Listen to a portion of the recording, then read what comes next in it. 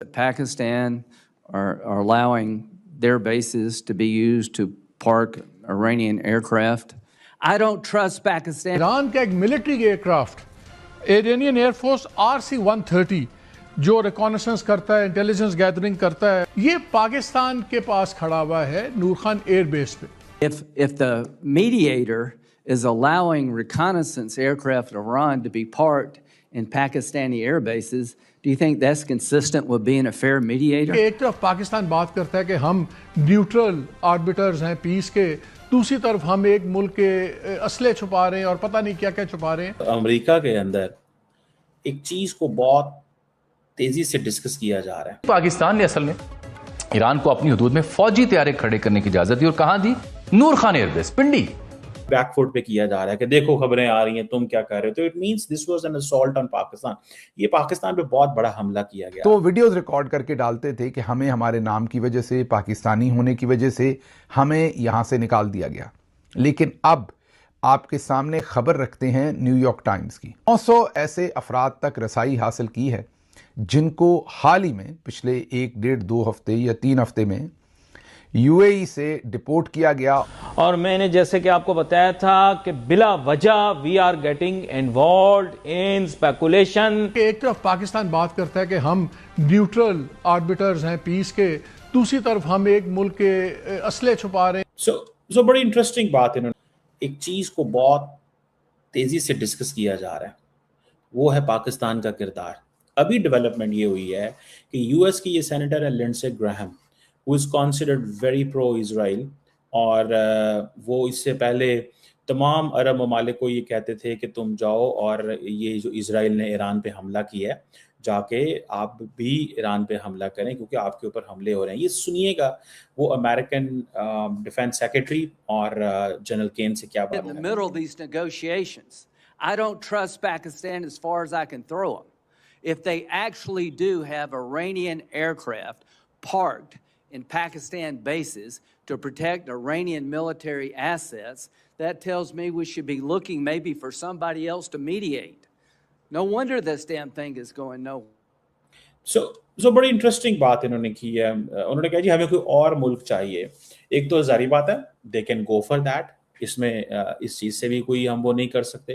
دوسری some times میں آپ کو انٹرسٹنگ بات بتاتا ہوں، سم ٹائمز جو ایڈمنسٹریشنز ہوتی ہیں ان کو بھی بیک فٹ پہ کر دیا جاتا ہے. مجھے لگتا ہے کہ جو امریکن ڈیفense ایڈمنسٹریشن ہے، جو وائٹ ہاؤس ہے، اس کو بھی بیک فٹ پہ کیا جا رہا ہے کہ دیکھو خبریں آ رہی ہیں، تم کیا کر رہے ہو. تو it means this was an assault on Pakistan. یہ پاکستان پہ بہت بڑا حملہ کیا گیا. اب دوسری بات کیا ہے کہ پہلی اس کو آپ دیکھیں، دوسری بات کیا ہے کہ جنرل کین نے آپ نے دیکھا ہوگا کہ وہ کیا کہہ رہے ہیں کہ in the middle of the negotiations ہم کچھ نہیں کہہ سکتے.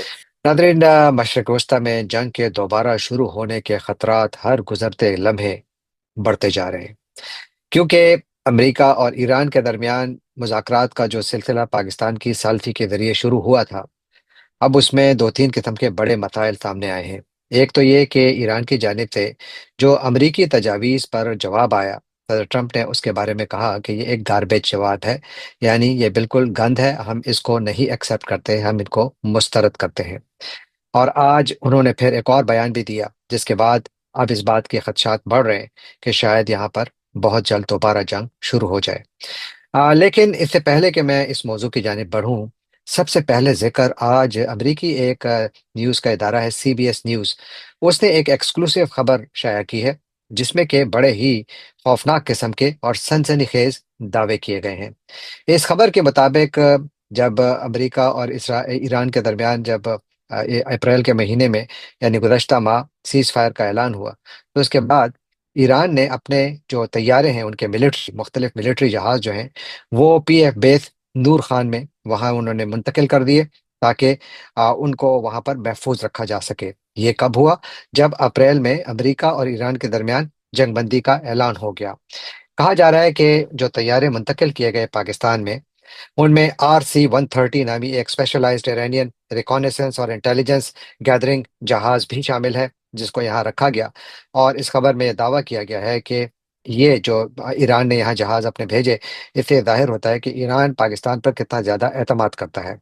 پاکستان واحد ملک نہیں ہے جس پر کہ اس خبر کے مطابق ایران نے اعتماد کیا، بلکہ ایران نے افغانستان کے طالبان پر بھی اعتماد کیا۔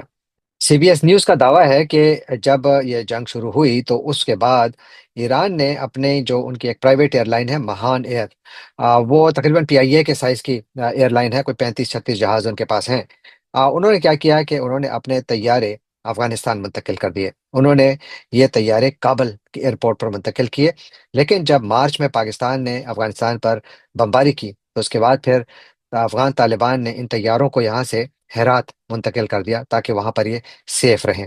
اس خبر میں اس بات کا بھی یعنی ذکر ہے کہ سی بی ایس نیوز نے پاکستانی حکام سے رابطہ کیا اس خبر کے حوالے سے، جنہوں نے کہ اس کا مکمل طور پر اس کو ڈینائی کیا، اور انہوں نے کہا کہ سی بی ایس نیوز کے مطابق پاکستانی حکام نے اس خبر کی تردید کرتے ہوئے کہا کہ نور خان ایئر بیس تو ایک آبادی والے علاقے میں قائم ہے، یہاں پر کیسے ممکن ہے کہ ایک غیر ملکی جہازوں کے فلیٹ کو یہاں پر محفوظ رکھا جا سکے یا رکھا جائے؟ تو یوں پاکستان نے اس کو مکمل طور پر ڈینائی کیا ہے، جبکہ افغان طالبان نے بھی اس خبر کی تردید کی ہے اور کہا ہے کہ ہماری سرزمین پر بھی کوئی ایرانی طیارے نہیں موجود۔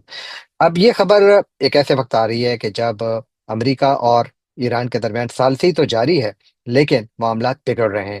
ایک چیز کل جس کا میں نے ذکر بھی کیا تھا، میں نے کہا تھا کہ حالیہ دنوں میں امریکی اور قطری حکام کے درمیان یہاں فلوریڈا میں ملاقاتیں ہوئی ہیں، اور خیال یہ ہے کہ وہ ان کے ذریعے بھی کچھ ثالثی کی کوششیں کی جا رہی ہیں۔ اب اگر آپ اس تناظر میں دیکھیں تو کیا ہم یہ مطلب لیں کہ پاکستان کے اوپر امریکہ کا اعتماد کم ہو رہا ہے؟ کیا پاکستان پر ایک مرتبہ پھر ڈبل گیم کا یا ڈبل ایجنٹ کا جو الزام ہے وہ امریکہ کی جانب سے لگے گا ایک ایسے وقت جب پاکستان نے امریکہ کی مدد کی، ایک مرتبہ نہیں کئی مرتبہ؟ تو یہ وہ سوالات ہیں جن کا فی الحال کوئی جواب نہیں ہے۔